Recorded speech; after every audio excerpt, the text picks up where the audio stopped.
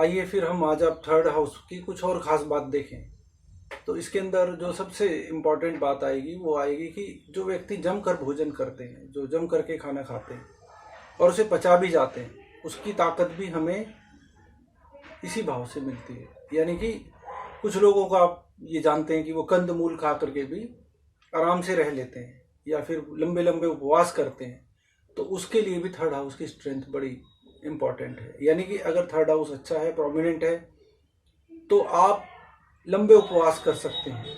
यानी आप खा भी अच्छा सकते हैं, जम करके आप भोजन भी कर सकते हैं और लंबे उपवास भी आप कर सकते हैं। ये सब थर्ड हाउस का ही कमाल हो।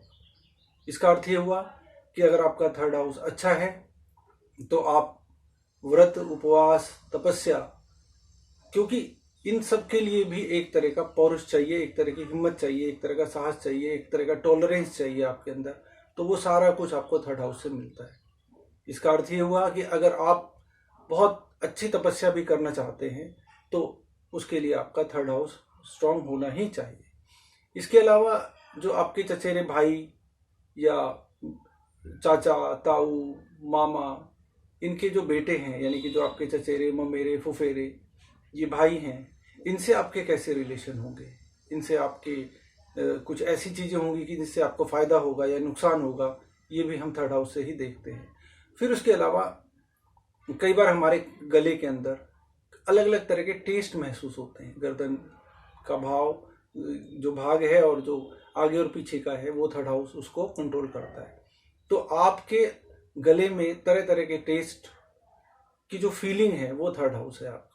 तो इसके लिए बहुत इम्पॉर्टेंट है कि आप ध्यान से देखें कि उसमें कौन सी राशि बैठी है, किन ग्रहों का उस पर प्रभाव है, या वहाँ खुद कौन सा ग्रह बैठा हुआ है, या कौन सा नक्षत्र है। तो ये 3-4 चीज़ों के बाद आप एक नतीजे तक पहुँच सकते हैं। अगर किसी के गले में भी कोई दिक्कत है, कोई बीमारी है, तो वो थर्ड हाउस से उसका पता चल जाता है। उसके बाद हम फिर अगर हम बात करें तो कोई जो ड्रेसेस होती हैं हमारी, आपको कोई ड्रेस जमेगी कि नहीं जमेगी।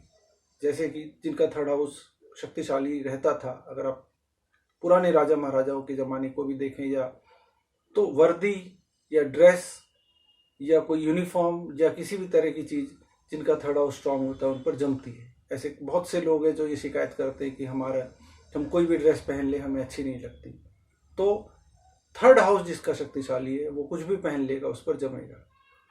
यही भाव अगर आप सेना, पुलिस या अर्धसैनिक बल या किसी भी तरह की आर्म फोर्सेस में आप जॉब कर रहे हैं या जॉब करना चाहते हैं, तो आपका थर्ड हाउस सपोर्ट करना चाहिए।